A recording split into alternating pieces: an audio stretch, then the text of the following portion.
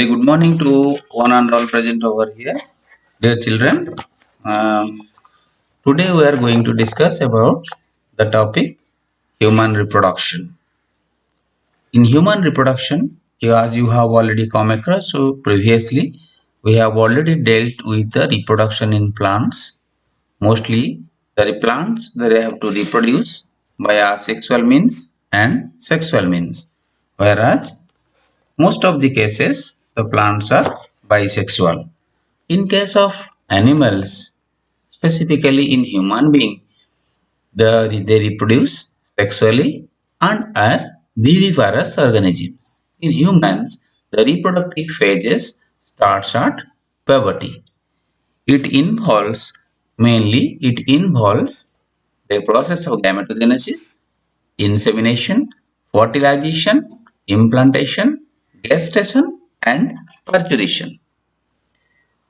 Today we'll discuss only the male part, that is the male reproductive system in human being. Male reproductive system in human being is normally divided into three different substages. One is your primary sex organ, that is primary sex organ, which is represented by means of a pair of testes.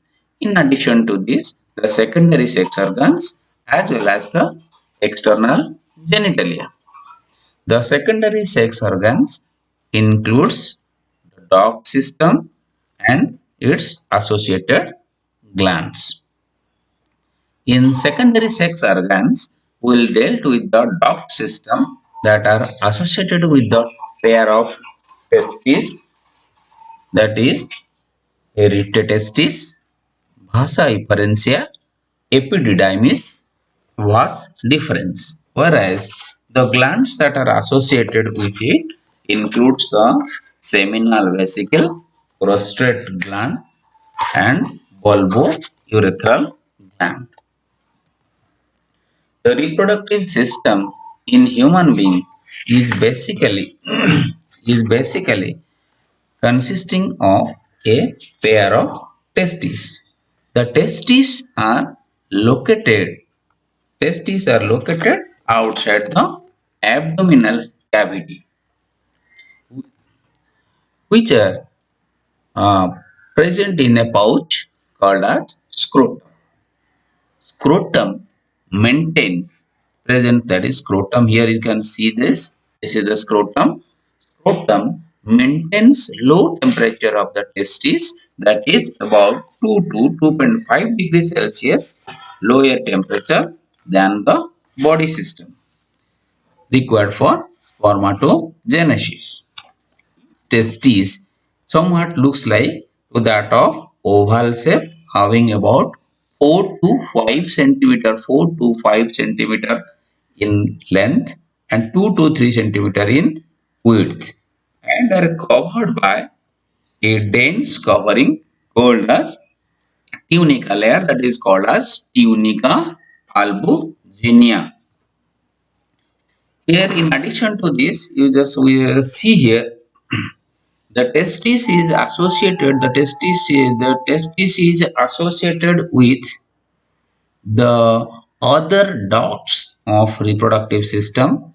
That includes here, this is the spermatic cord, we call it as vas deferens.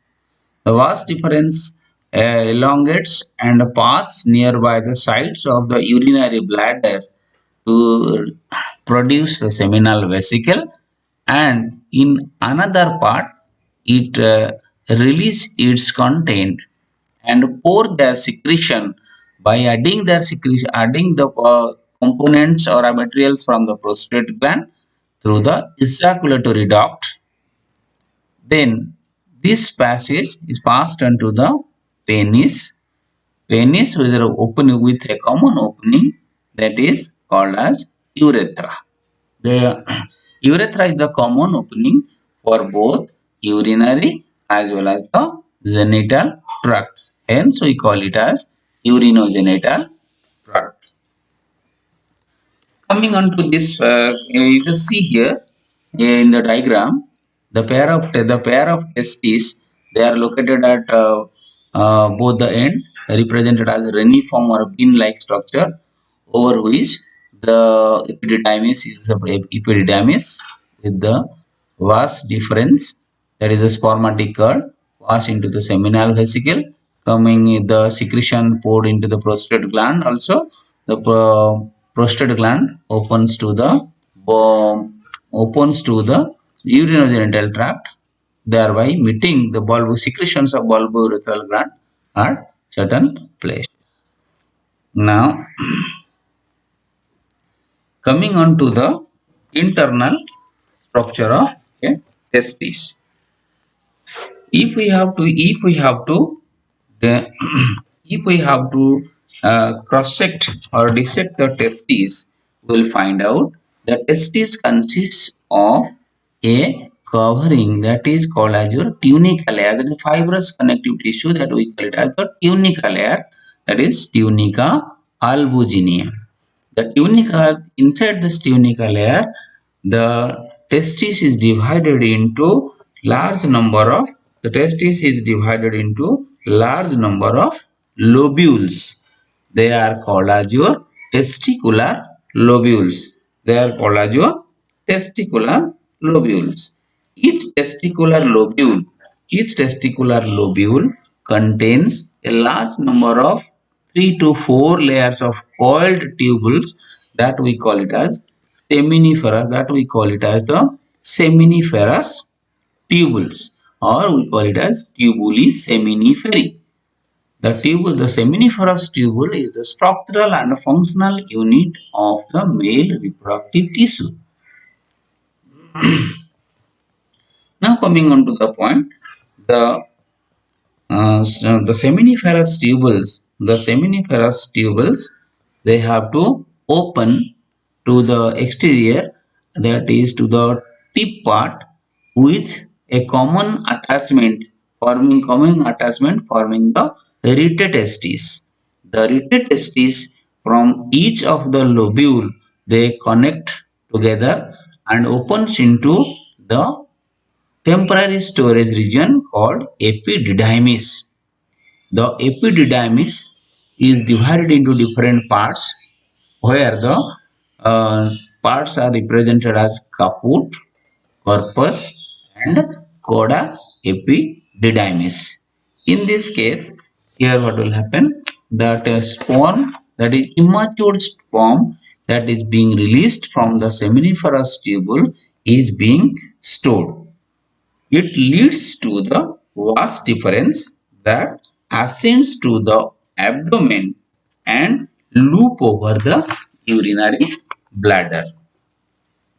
Clear? Coming on to coming on to the accessory ducts and glands. Accessory ducts and the glands will be getting here. You see here the seminiferous, here you just see the seminiferous tubule has a tunic of connective tissue and is internally lined by seminiferous or germinal epithelium. In this case, the seminiferous epithelium contains the Sertoli cells as well as the male germ cells. The Sertoli cells, the main function of the Sertoli cell is to nourish the developing sperm or the developing germ cells, whereas the spermatogonia develops into the spermatozoa. Coming on to the accessory glands,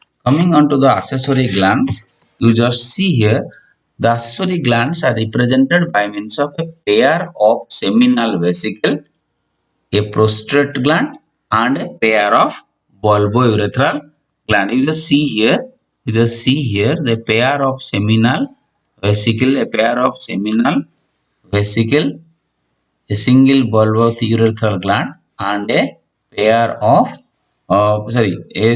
single prostate gland and a pair of bulbourethral gland or Cowper's gland.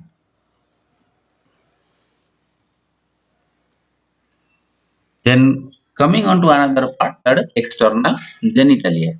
The penis is the structure that represents the external genitalia in human male, which is made up of with that an erectile tissue that helps in the erection of the penis to facilitate the process of insemination. The tip of the penis is represented by means of a thin flap of skin that we call it as the glans penis, which is covered by means of a loose fold of skin, that is the foreskin or the prepuce. So if we'll have to go for the transverse section of a testis in the next class. So wait for the next. We'll have to get a detailed idea about the transverse section of testis and what are the different structural components of the developing sperm, how it gets developed into spermatogenesis.